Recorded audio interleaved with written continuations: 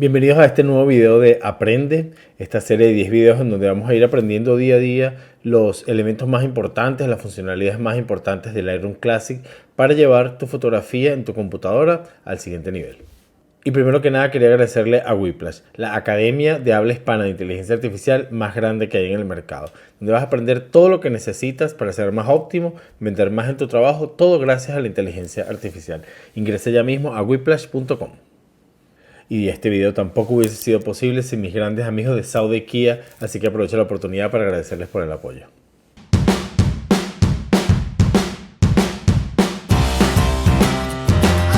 Elegir lo esencial al empacar es clave, igual que con un auto. En South Dade Kia encontrarás el vehículo ideal para cualquier aventura. Y si quieres aprender muchísimo más sobre fotografía, composición, inteligencia artificial aplicada a la edición de imágenes, te invito a que ingreses a Aprende, la primera comunidad fotográfica en español en aprende.bejuano.com o en el código QR que vas a conseguir aquí en pantalla. Así que listo, empecemos de una vez. Bien, como lo esperábamos, entonces en este módulo vamos a conversar sobre todo lo que tiene que ver con los ajustes básicos que le podemos hacer a una imagen. ¿Qué son esos ajustes? ¿Qué significan y cómo se logran en Lightroom y qué efecto tienen sobre la imagen? Para tener acceso a ellos simplemente tenemos que hacer clic en el módulo de Develop y aquí abajo en la barra seleccionar una de las imágenes con las que queremos empezar a trabajar. Vean que los ajustes básicos está acá y se lee sencillito, básico. Y esto tiene que ver con balances de blanco, todo lo que tiene que ver con exposición, presencia y dos barras referentes al mundo del color. Empezando entonces con el balance de blanco, que el balance de blanco lo podemos definir como esta relación que utiliza la cámara para definir cuán acertados son los colores con respecto a la realidad en los dos extremos de la temperatura del color, desde el amarillo hasta el azul. Entonces, nosotros básicamente, en esta foto que hay muchísima nieve, nosotros podemos desplazar esta barra hacia la izquierda para agregar más azul a la imagen o desplazarlo a la derecha para agregar más amarillo. Y vean que hay un tema que ya será para otra conversación bien profundo con respecto a la psicología detrás de una imagen con las diferentes tonalidades del color que pueda tener, ¿no? No es lo mismo lo que expresa una foto con estas tonalidades que una foto con estas tonalidades, ¿okay? Indiferentemente de lo que vaya a expresar, lo importante es aprender cómo se pueden modificar estos dos colores. Ahora, si nosotros sentimos que no tenemos el ojo tan entrenado o la imagen no está tan sencilla para nosotros saber cuál es el color que más se parece a la realidad, pues Lightroom nos ofrece este gotero que está acá, que básicamente lo que nos va a permitir es, nosotros una vez parados en una zona que ellos llaman neutra, es decir, que esté dentro de la escala de grises. Ustedes ven aquí abajo que aparece RGB. Básicamente son los tres colores en los que se descompone cada color de la imagen. La idea sería conseguir que el R, el G y el B sean en porcentaje lo más parecido posible. Vean que aquí están 80, 80 y 79. Haciendo clic, vean que cambió un poquito el color. Si yo lo hiciera acá o acá, vean cómo esto va cambiando en función a donde yo haga clic, ¿no? Por eso es muy importante elegir con calma cuál es el lugar donde se le va a hacer clic con el gotero. Y una de las formas, como les estoy comentando, es revisar abajo donde dice RGB e intentar conseguir tres colores que sean lo más parecido posibles para que esto lo reconozca como neutro. Entonces, en tal caso, este sería más o menos como el color más neutral o más parecido a la realidad que esta imagen tenía.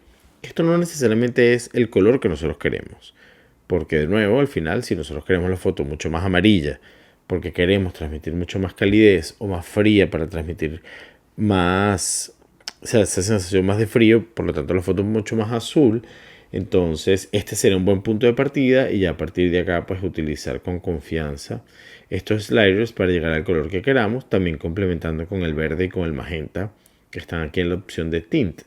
Vean cómo esta foto con un poquito más de azul sigue como sosteniendo este mensaje de que está haciendo frío porque hay nieve y es invierno. Si nosotros vemos la siguiente foto que les traje, vean que esto es una foto también de invierno, pero mucho más amarilla, ¿no? Y la sensación no es necesariamente la misma. No se siente tan fría como la anterior, porque hay muchísima mayor presencia de amarillo. Si nosotros utilizáramos el gotero y nos paramos sobre la nieve en algún punto, vean cómo ya cambia un poquito más el escenario, ¿no? Si lo ponemos más azul, se le ve un poquito de verde, podemos quitarle un poquito de verde. En el antes y el después, cómo cambia muchísimo la percepción de la imagen solo en función al balance de blancos. Vamos a volver a la foto inicial y vamos a hablar de estas dos primeras barras, que es la barra de la exposición y la barra del contraste, entendiendo que la exposición es la cantidad de luz que nuestra imagen tiene de forma global. Es decir, que esta barra, simplemente al moverlo a la derecha, pues va a aumentar la luz en toda la imagen. Y lo opuesto, si yo bajo la exposición, pues disminuyo la cantidad de luz en toda la imagen. De nuevo, nada de esto está bien o está mal. Simplemente esto te permite adecuar la cantidad de luz que la foto tiene en función a lo que tú quieres lograr. A mí personalmente me gusta la cantidad de luz que esta foto tiene, porque además, como ven, hay unos como lunares de luz por acá de la luz que estaba atravesando algunos árboles. Entonces, en este caso yo no veo necesario modificar la cantidad de luz. En la segunda imagen sí se ve como que aquí está un poquito sobreexpuesto, ¿verdad? Que hay tanta luz que no hay mucho detalle. Igual en la nieve no es mucho el detalle que se puede ver, pero sí hay un poquito de exceso de luz. Si nosotros bajamos acá un poquito, se empieza como a entender un poquito más el escenario. Vean que empiezan a aparecer como unas pisadas en la nieve. Empieza a aparecer esto bellísimo que es como un pedacito de nieve con luz. Y te empiezas a dar cuenta que en verdad el camión estaba como en sombra. Aparecen luces por acá. O sea, vean que la foto pasa de esto a esto. Y es una foto a lo mejor un poquito más simpática a la vista, ¿no? Entendemos un poquito más los detalles. La foto es un poquito más disfrutable. La barra de contraste es una barra bien particular porque básicamente el contraste lo que hace es hacer a los negros más negros y a los blancos más blancos. Es decir, cuando nosotros movemos esta barra a la derecha, todo lo que es negro se vuelve más negro y todo lo que es blanco se vuelve más blanco. Como lo pueden ver acá, vean como cuando yo lo desplazo a la derecha, lo que pasa, ¿no? Vean como las sombras se vuelven más oscuras y vean cómo la nieve se comporta, ¿no? También se empieza a sentir como un poquito más de textura, se empieza a sentir un poquito más real. Y básicamente eso es lo que hace el contraste. El contraste nos ayuda a generar profundidad en nuestra imagen. El único detalle que yo tengo con esta barra de contraste editando fotos a color es que el contraste tiende a modificar el color de la foto. Vean cómo los árboles empiezan a cambiar de color, se ponen mucho más oscuros. Y esto no es necesariamente la estética que yo estoy buscándole para la imagen. También se puede considerar el menos contraste y vean que es todo lo opuesto a naturalmente mover la barra hacia la derecha, ¿no? Mover la barra hacia la izquierda hace que los blancos sean más grises y los negros sean más grises. Sí, el opuesto en la escala de grises. Entonces, si nosotros a lo mejor quisiéramos un look a nuestra imagen un poquito más dreamy, menos contrastado, pues esta barra funciona, agrega bastante gris a la foto, como lo pueden ver de acá a acá. Pero bueno, de nuevo, esto sí nosotros quisiéramos lograrlo, ¿no? Entonces esto lo que nos quiere decir es que el contraste no es algo que esté mal, de hecho es algo que tenemos que buscar en nuestras imágenes, sobre todo porque si estamos fotografiando en RAW, nuestra foto viene gris, viene con muy poco contraste. Pero esa barra de contraste no es necesariamente la forma más óptima o la forma que va a dar los mejores resultados para el contraste en nuestra imagen. Y vamos a ver de qué otras maneras podemos ponerle contraste a nuestras fotos sin afectar el color, porque por definición el contraste es 100% referente a exposición, a luz y sombras, no a color. Y eso es muy importante que lo tengamos consciente. Vamos a ver entonces en nuestra segunda foto cómo se comportaría el contraste. Vean que un contraste muy alto lo que va a hacer es oscurecer esto por completo y eso tampoco nos favorece. Nosotros queremos ver estos detalles, ¿sí? Queremos ver lo oxidado que está el camión, queremos ver la manilla de la puerta, queremos ver... Vean que aquí no se entiende bien, pero esto era un piano y aquí hay como un platillo. Es que esto al final es como dentro de un restaurante y ese camión se convertía en una banda en las noches, ¿no? De música en vivo. Pero vean que al final subirle el contraste al máximo perdemos un montón de información. De nuevo, hay que contrastar a nuestras imágenes en condiciones naturales, pero yo no soy tan fanático de la barra de contraste. Habrán personas que les gusta y que les funciona, perfecto. Yo no soy tan fanático de ello. Ahora, algo súper interesante es con la tecla Option en Mac o Alt en Windows, y es que yo puedo hacer clic en esa tecla y luego presionar esta barra de exposición y empezar a mover a la derecha. Y cuando empiezan a aparecer colores es porque ya la foto se me está sobreexponiendo. Y en este punto ya te está avisando Lightroom con esta herramienta que los primeros puntos que se sobreexpusieron son en el cielo. Y sobreexpuesto quiere decir que no hay información en ese píxel, o sea, eso es blanco absoluto. Si nosotros llegáramos a imprimir esa foto, pues la impresora no pondría ningún poquito de tinta en ese espacio del papel porque ya la foto está sobreexpuesta. Igual a la inversa, si nosotros intentáramos bajar la exposición al máximo, pues a través de acá no llega a ningún punto a subexposición absoluta, que hay todavía información. ¿Okay? Vean que si yo bajo esto hasta acá y quiero que regrese al punto original, simplemente tengo que hacer doble clic acá, 1, 2, y regresa al punto original. ¿Okay? Ahora, en Highlights, Shadows, Whites and Blacks, el comportamiento es bien particular, están medio relacionados entre ellos, pero se diferencia, ¿no? Indiscutiblemente, los highlights va a atacar las luces altas, ¿sí? Vean que si yo disminuyo los highlights, bueno, esta imagen es bastante sutil, el comportamiento de cambiar los highlights. Si yo muevo las sombras a la derecha, lo que voy a hacer es iluminar solo las sombras. Muchas veces hay un truquito que hay veces que las fotos cuando están un poquito subexpuestas, a lo mejor lo que necesitan es un poquito más de luz en las sombras y se reparan, ¿no? Y si lo vemos a la izquierda, pues vean que las sombras se vuelven más oscuras. Y aquí estamos empezando a ver un poquito de contraste distinto a esto, ¿sí? ¿Por qué es distinto a esto? Porque no está afectando el color. Los highlights, shadows, whites and blacks atienden 100% a la exposición de la imagen.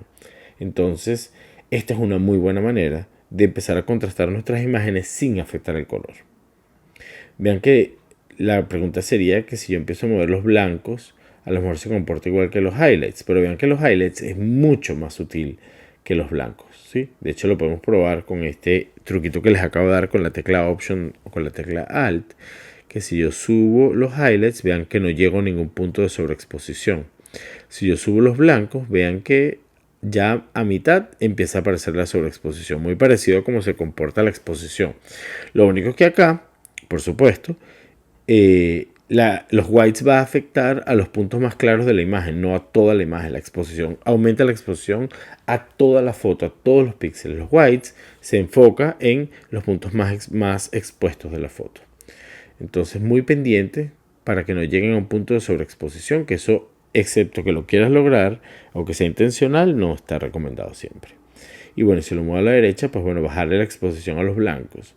Y al igual que con los blacks, que vean que es un poquito más fuerte que iluminar las sombras. Vean que las sombras se vuelven grises. Vean el antes y el después acá.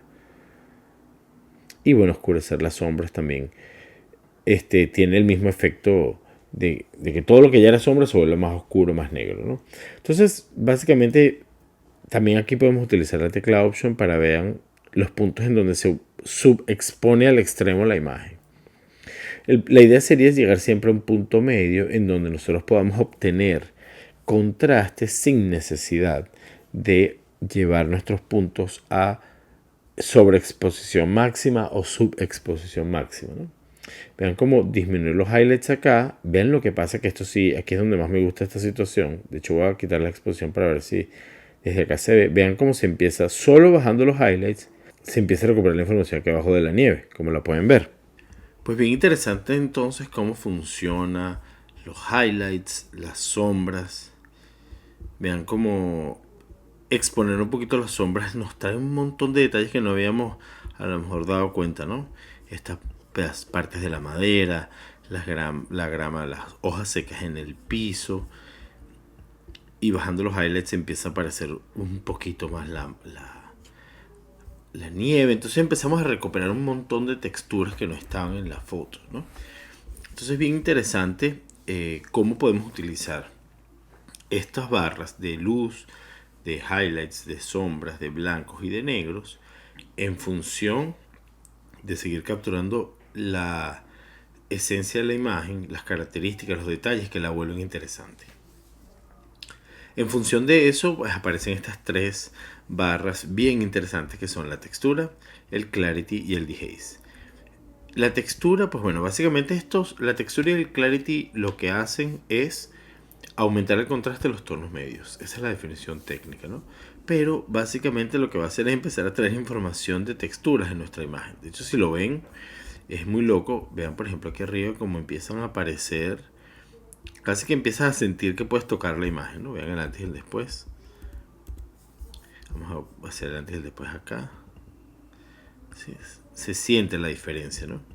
La diferencia entre la textura y el clarity es que el clarity es mucho más fuerte cuando lo hace, ¿no? Es mucho más extremista. Y eso también hace que, bueno, que los colores también se vean afectados, ¿no? Vean como ese contraste que genera el clarity es mucho más fuerte que el que genera el texture. Por lo tanto, como el contraste es más fuerte, entonces los negros se ven más negros y los blancos se ven más blancos. Y es mucho más fuerte, ¿no? Una combinación de ambos sería bien interesante porque, bueno, no crearía como esas texturas tan fuertes o esas sombras tan duras o esos highlights tan fuertes. Sin embargo, seguimos rescatando un poquito esta textura que queremos en la imagen. Y con respecto al dehaze, pues es bien interesante la forma en la que el dehaze se comporta, porque el dehaze fue creado básicamente para quitar niebla en las imágenes, ¿no? Entonces, de hecho, la forma en la que se comporta es que si ponemos menos dehaze empieza a aparecer como una niebla, como si estuviéramos en plena tormenta de nieve. Y el opuesto, pues mira, empieza a generar un contraste muy duro y vean que empieza a generar como colores, ¿no? Esto es ideal para fotos en las que literalmente hay niebla y la quieres quitar, pues esta es la herramienta a utilizar. Y con respecto al Vibrance y el Saturation, es bien interesante la forma en la que se comportan ambos y la diferencia entre ellos dos.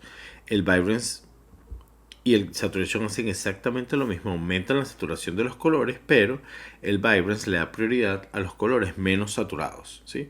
Todo esto en pro de no sobresaturar ninguno de los colores. Vean que empiezo a mover esto, vean que es súper sutil. Ya casi al final es cuando empieza a verse el azul en todos lados, en el cielo. Vean los colores del edificio. Voy de nuevo desde cero. Vean que el comportamiento es bien sutil. ¿Por qué? Porque él está empezando a saturar a los colores menos saturados. Al igual que si lo haces para el lado opuesto. De hecho, esto implicaría que una foto que tiene Vibrance 100% a la izquierda, bueno, o menos 100, no quedaría completamente en blanco y negro. Vean que aquí todavía hay un poquito de color, ¿no? Todo esto porque, de nuevo, el Vibrance no es absolutista, no lo hace completo. Le da prioridad a los que tienen menos saturación. Por lo tanto, cuando tú empiezas a desaturar con Vibrance, a quitarle Vibrance a la foto, de nuevo, le da prioridad a los que están menos saturados. Los primeros que se empiezan a volver blanco y negro son los que menos saturación tienen. Todo esto es completamente distinto al saturation porque la saturación no le importa el estado actual de saturación de los colores, sino que aplica su efecto a todo el mundo por igual. Es decir, satura a todo el mundo y desatura a todo el mundo por igual, quise decir, sin diferencia en cuál es su estatus actual. Es decir, vean qué pasa si yo aumento la saturación, vean lo que le pasa a los colores, y esto ya es colores sobresaturados que no se ve bien en la imagen, excepto que sea intencionalmente que estás buscando un look exagerado sobresaturado. O si yo muevo el saturation completamente a la izquierda, la foto queda en blanco y negro. Y esto sí es por definición, porque de nuevo el saturation si no repara de diferir si un píxel está más o menos saturado o no, para todo el mundo va a recibir su efecto de forma igual. Vamos a probar con esta imagen entonces. Vean que si yo le agrego un poquito de Vibrance, lo que hayamos visto, la nieve tiende a ser un poquito azul, es natural por lo frío. Y si le bajo el saturation, pues bueno, vean que aquí quedan rastricos de color muy sencillos. Ahora, a diferencia con el saturation, que si yo empiezo a moverlo a la derecha, vean como este edificio está mucho más presente el color, empieza a aparecer lo azul en el cielo. Y si yo muevo este saturation a la izquierda, pues la foto queda en blanco y negro. Entonces es bien interesante que estos ajustes básicos muchas veces son suficientes para lograr lo que queremos de una imagen, como vimos en este segundo ejemplo, ¿no? Posiblemente tan solo un poquito de saturación o de textura, más información en los highlights para ver la forma en la que la nieve se estaba comportando, un poquito más de luz en las sombras para ver los detalles del camión, pues iba a hacer que la foto quedara como queríamos, ¿no? Como lo que queríamos transmitir a través de esta imagen. Una vez terminada esta lección, te invito de nuevo a que ingreses a Aprende, la primera comunidad fotográfica en español. Un espacio para no solo aprender de fotografía, sino conectar con otros fotógrafos, aprender de diferentes expertos en áreas que se relacionan a la fotografía, donde vamos a hacer concursos de fotografía. Tenemos un espacio para conectar con otros profesionales del área. Así que te invito ya mismo a que te inscribas utilizando el código QR que ves en pantalla o ingresando a aprende.bejuano.com.